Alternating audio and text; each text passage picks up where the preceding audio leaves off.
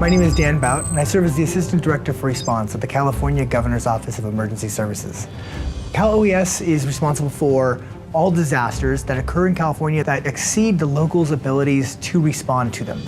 Far and away, the biggest challenge we have as it relates to data in an incident is synthesizing data into information that's useful. So there's a huge potential for miscommunication. And as you get more and more data feeds, that becomes a more and more salient issue.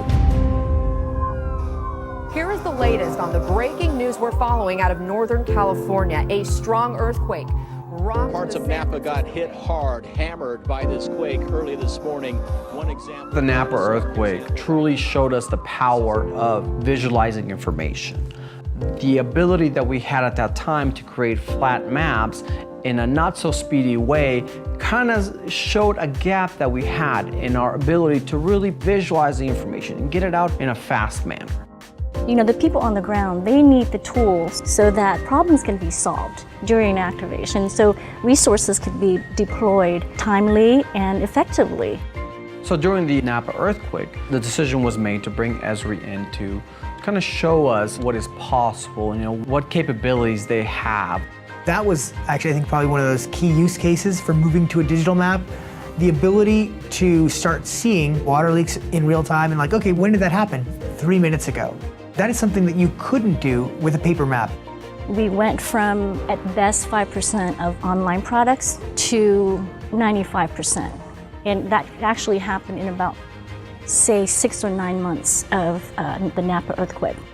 Now you have all the current data that's available, and it may change as you're looking at it, and it's real time. You're looking at what's happening now, not what happened 12 hours ago.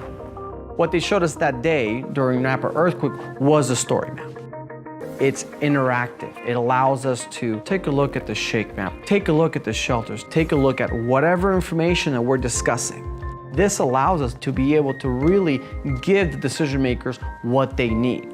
GIS changed the way we do business. We now have the go-to products. We know that this is what we need to do as a requirement. So that would be part of our common operational picture.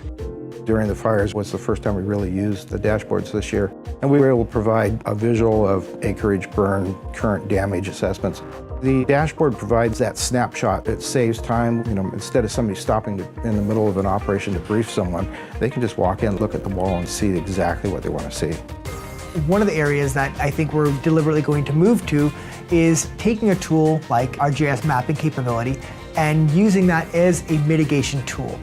Where I see us going is to get hooked up to every single county statewide. So when an event happens, we flip the switch on and absorb their data. And then I can just visualize. The bottom line in emergency management is we are going to be successful. There's not a lot of trying involved. You have to make it work because it's people's lives, it's families, it's their property. I mean, it's the things that are most core to our identity and to who we see ourselves as a nation. The technology is there, and we know that it's available, and we leverage to the best of our abilities. It's my dream come true. I mean, it's great.